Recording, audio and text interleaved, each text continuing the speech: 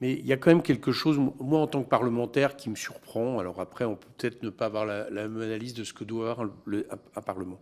La veille du 49.3 du 14 décembre, vous recevez une note de Bruno Le Maire qui vous dit, non pas, là, c'est pas une hypothèse, qui vous cite des chiffres très clairs sur les recettes qui vont être inférieures en termes de TVA, en termes d'impôt sur le revenu, etc., de manière significative par rapport au budget même que le lendemain, vous allez passer par 49.3.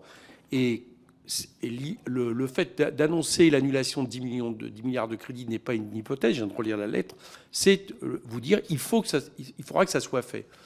Je le répète, est-ce que vous pensez normal, dans le cadre d'une démocratie, que vous engagiez un 49.3 sur un texte qui, de fait, par une lettre que vous écrit Bruno Le Maire la veille, se révèle totalement erroné? Plus rien ne tient debout dans le 49.3 que vous allez proposer, et nous n'en savons rien, nous, parlementaires. Est-ce que vous estimez ça normal? Tel que vous le présentez, Monsieur le Président, ça me semble un peu caricatural. Excusez-moi, je me permets de le dire. Oui, mais peut-être. Je me permets de le dire. Alors, je réponds à votre question. Je reçois une alerte datée du 13 décembre du ministre de l'Économie qui m'arrive et dont je prends connaissance le 15 décembre, donc la veille du 49.3. Le 49.3 le 14 décembre. Vous recevez la lettre le 13 décembre. Je prends connaissance de la lettre le 15 décembre. Il y a un 49.3 le 16 décembre et un dernier 49.3 en lecture finale le 19 décembre. D'accord.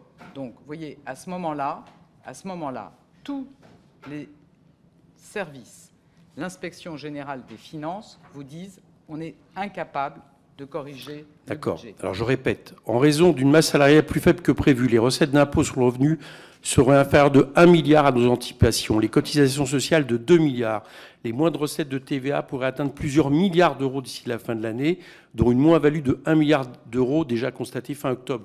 Ce n'est pas des hypothèses, c'est des chiffres qui vous sont donnés et qui, de fait, infirment complètement, en tout cas, font en sorte que le budget qui va nous être proposé par 49.3, sur lequel il y aura ensuite une motion de censure, devient un budget qui est complètement erroné.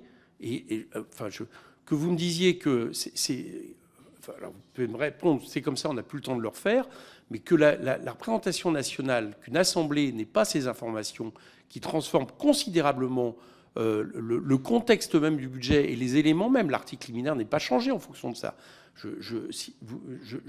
Ça ne vous évoque rien, ça ne vous pose pas un problème. Je vous le redis, Monsieur le Président, cette note, elle m'est transmise par Bruno Le Maire, suite à une note du 7 décembre de ses services, qui disent qu'il y a beaucoup trop d'incertitudes au stade où on est pour pouvoir changer en quoi que ce soit, pour pouvoir communiquer sur le sujet. Le ministre dit il faudra communiquer, il ne dit pas il faudra communiquer le lendemain. Et la directrice du budget que vous avez auditionnée dit très clairement, à ce moment-là, on est incapable de dire ce que seront les recettes pour 2024. Et l'inspection générale des finances écrit « Les écarts signalés par les administrations ne justifiaient pas le dépôt d'un amendement et la révision du scénario des finances publiques. » Donc oui, à ce moment-là, il y a des alertes. Oui, à ce moment-là, il y a des alertes. Là, c'est plus des alertes, c'est des informations. Non, ce ne sont pas des informations, ce sont des alertes. Ce sont des alertes dont la directrice du budget vous a expliqué qu'elles étaient insuffisamment étayées, insuffisamment documentées, insuffisamment précises pour pouvoir changer en quoi que ce soit le projet de loi de finances dont l'inspection générale des finances vous écrit. Elle ne nous a pas dit ça comme ça. Elle nous a pas dit. Excusez-moi, j'ai la phrase sous les yeux, Monsieur le Président. J'ai la phrase sous les yeux de la directrice du budget. Je peux relire. Je crois que je l'ai déjà lue, mais on peut toujours la relire. Il était assez évident qu'il y aurait un impact en 2024, mais en vue de pouvoir déposer des amendements au PLF pour 2024, il aurait fallu être en mesure de quantifier précisément l'effet. On ne peut pas simplement dire à l'Assemblée nationale ou au Sénat qu'il existe un risque et que l'environnement va évoluer. Encore faut-il être capable de l'évaluer, recette fiscale par recette fiscale, ce qui n'était pas le cas à ce moment-là. Encore une fois, j'ai la lettre de Bruno Le Maire qui vous est envoyée. Ce n'est pas de risque dont on parle, c'est un détail très précis des milliards à attendre en moins de toutes les recettes, et y compris un point très précis sur ce qui sera fait après. La preuve que c'était précis, c'est exactement ce qui sera fait, c'est l'annulation de 10 milliards de crédits, ce qui fait que les parlementaires, ce sont... Les parlementaires ont eu un 49.3 et ensuite une motion de censure sur des informations qu'ils n'avaient pas, qui auraient pu, pourquoi pas, changer leur vote en fonction de ces informations, puisqu'il se révélait que le budget qui nous était présenté, de fait, était un budget qui n'avait plus aucune réalité déjà le 13 décembre, et vous le saviez. Bon.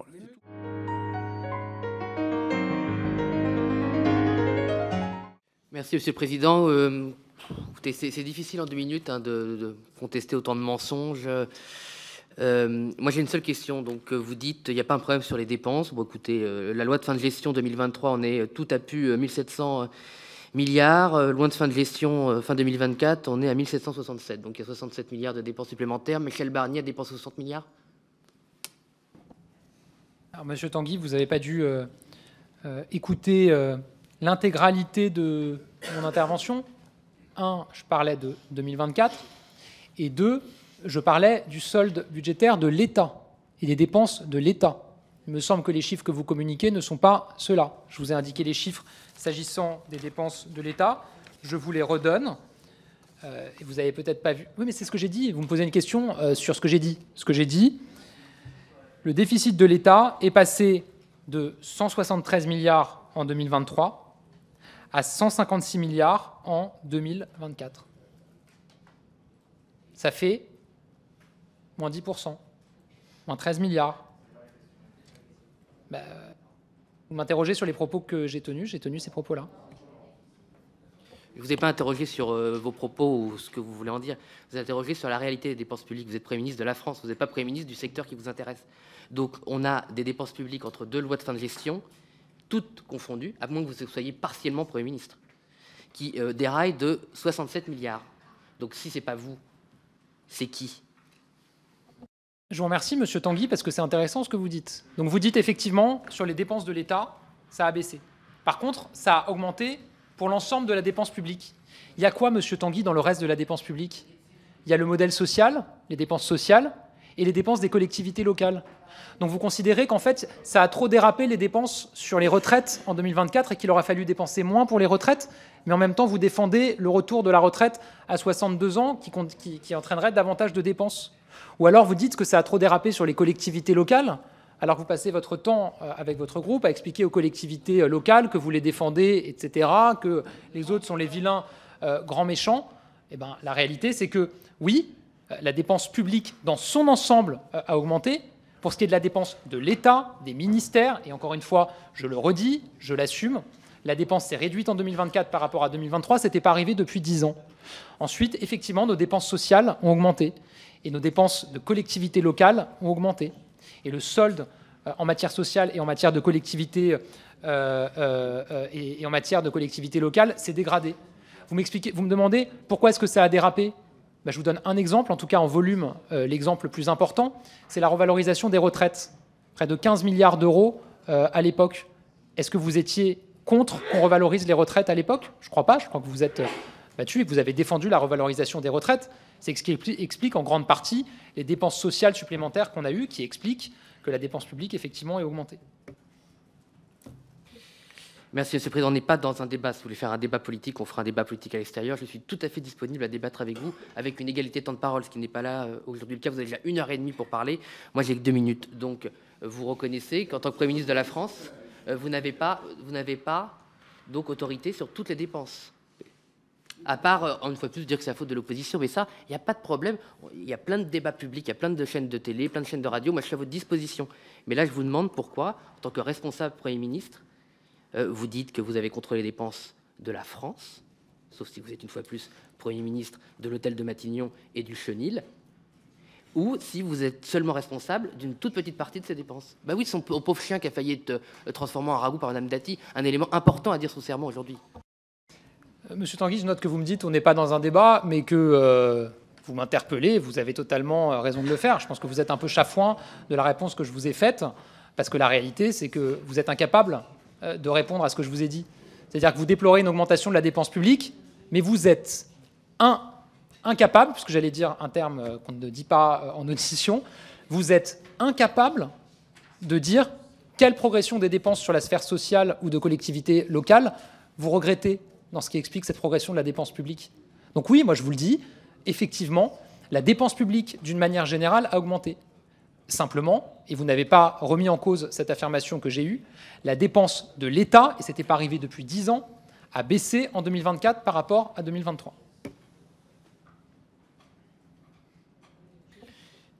Monsieur Attal, je crois que vous n'acceptez pas l'exercice. Alors, je vais vous laisser mon numéro de téléphone pour faire un débat dans les médias. Il n'y a pas de difficulté. Je passe à une puisque vous n'avez pas répondu, donc vous ne tenez pas compte du fait que l'entièreté des dépenses est complètement dérapée, dont acte. Hein, voilà, je pense que tout le monde jugera.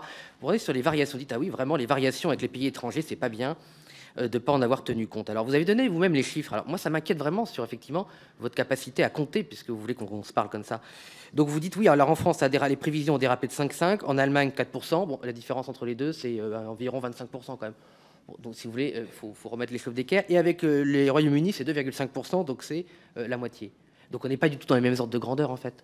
On n'est pas du tout dans les mêmes ordres de grandeur. Par ailleurs, est-ce que, puisque vous voulez jouer au professeur à l'élève, ce qui, comme disait Marine Le Pen, n'est pas trop mon truc, personnellement, l'implication sur le déficit de l'Allemagne par rapport à la France, ça a été quoi? Monsieur Tanguy, j'ai indiqué moi-même, et c'est moi-même qui ai indiqué ces chiffres et qui ai montré que les variations étaient différentes entre les pays. Et quand j'ai abordé l'Allemagne, j'ai indiqué que l'Institut des politiques publiques estimait à 4% la variation, mais qu'ils étaient encore en train d'actualiser la variation par rapport à leurs prévisions. Et que donc probablement, pour citer ce que j'ai dit tout à l'heure, ça se rapprocherait de nos 5%. Mais en tout cas, c'est important de souligner que le phénomène que nous avons constaté en France a été constaté dans des ampleurs différentes, comme j'ai dit tout à l'heure, chez nos voisins. Ensuite, évidemment que l'implication budgétaire est différente en France, en Allemagne, et que la situation budgétaire de l'Allemagne est différente de celle de la France. Ça, vous ne me ferez pas dire autre chose. Maintenant, je note, monsieur Tanguy, que vous avez vous-même reproché une augmentation des dépenses sociales de 60 milliards d'euros, que je vous ai demandé à 3 reprises qu'est-ce qui avait trop augmenté dans ces dépenses sociales, que vous n'avez pas été capable de répondre, que vous dites qu'il n'aurait pas fallu dépenser ces 60 milliards de plus. Si on l'impute sur les retraites, c'est 3 500 € en moins pour nos retraités. Voilà, c'était quoi les dépenses qui ont trop dérapé selon vous? Je veux bien le savoir. Sur l'État, vous pouvez dire des choses. Sur l'État, on a moins dépensé en 24 qu'en 23.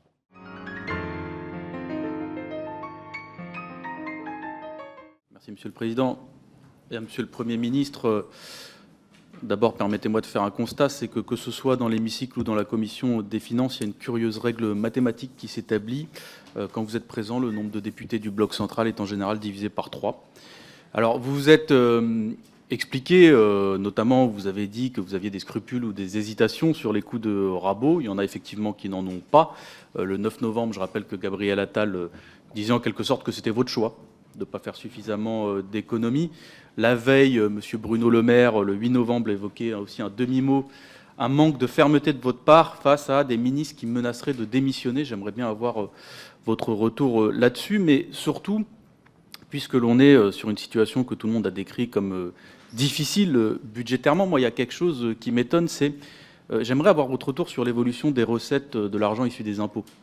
Parce que ce qu'on observe quand même sur les dernières années, c'est que nous n'avons jamais récolté autant d'argent issu des impôts de notre histoire. Donc vous, quand vous arrivez à ce poste-là, à aucun moment vous ne vous posez la question, par exemple, enfin c'est une question, hein, pas un constat, de l'argent issu de la TVA qui a subi une augmentation de plus de 100 milliards d'euros en quasiment 10 ans. Et vous ne vous posez pas la question de la réattribution de cet argent-là. Donc à combien est-ce que vous estimez notamment l'argent de la TVA récolté, par exemple, quand vous arrivez au poste de Premier ministre, est-ce qu'on peut en faire?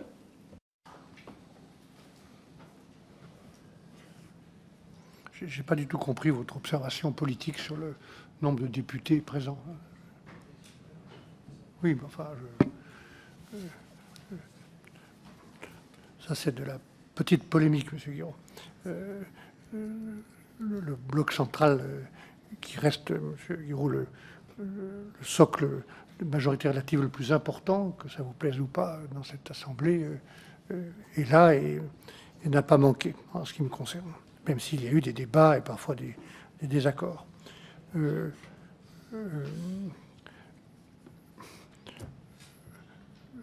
la TVA ait augmenté aussi fortement depuis 10 ans, est-ce que c'est un mauvais signal, non? Je ne crois pas. Elle traduit, enfin cet impôt-là en tout cas traduit un niveau de consommation et d'investissement qui est en augmentation. C'est plutôt le signal d'une meilleure santé ou d'une meilleure économie en général.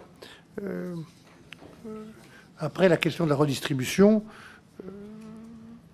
ces impôts rentrent parfois dans le budget européen, parfois dans le budget national, et sont redistribués globalement à travers la mécanique budgétaire. Et dans un pays où l'impôt en général, le prélèvement public reste le plus important, on a des tout premiers dans toute l'Europe, et il est trop important, le prélèvement. Il y a toujours des efforts à faire pour qu'il soit plus juste. Et dans un pays qui reste celui, et c'est notre honneur, où le système de protection sociale est l'un des plus efficaces, je crois, et les plus importants par rapport à d'autres pays. Bon, je passe sur ce que vous appelez des petites polémiques. Je veux bien passer là-dessus. Moi, je pense que 20 députés pour voter votre budget, si je crois que le bloc central vous a manqué. Mais sur la TVA, j'y reviens parce que vous évoquez quelque chose de plutôt vertueux. Vous dites, hein, si je ne trahis pas vos paroles, que ça traduit un niveau de consommation et d'investissement. À aucun moment, vous mettez cela sur la cause de l'inflation, c'est-à-dire de la hausse des prix, qui est payée par les Français. Je dis ça parce qu'à partir du moment où on fait un constat un peu plus négatif sur justement l'évolution de l'argent de la TVA, qui est due à la hausse des prix que les Français subissent durement, il faut quand même se demander où va cet argent. Vous parlez de redistribution. Moi, c'est ce sur quoi je vous interroge. C'est qu'à aucun moment, par exemple, vous ne vous êtes demandé avec vos services si les 60 milliards d'euros qui étaient transférés de la TVA depuis le budget de l'État vers celui de la sécurité sociale pour faire des compensations d'exonération sociale, pour compenser ces exonérations-là, à aucun moment, il y a quelques milliards au moins, je ne dis pas l'entièreté de la somme, on peut avoir nos désaccords politiques, qui auraient pu être rediscutés dans le budget. De la même manière qu'au niveau des 50 milliards d'euros d'argent de la TVA qui sont transférés du budget de l'État vers les collectivités pour compenser des suppressions d'impôts de production ou de taxes d'habitation, à aucun moment, vous ne vous demandez donc avec vos services si une partie de cet argent ne peut pas être utilisée pour redresser au moins les comptes publics.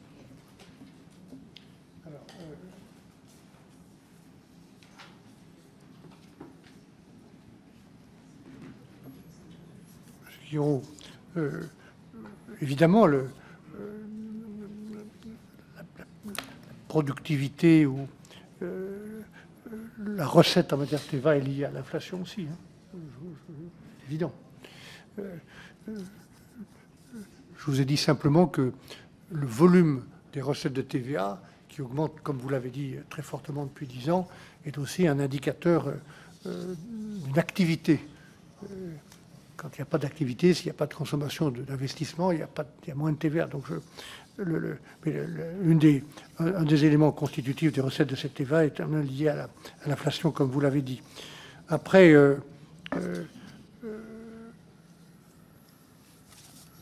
oui, je me pose des questions.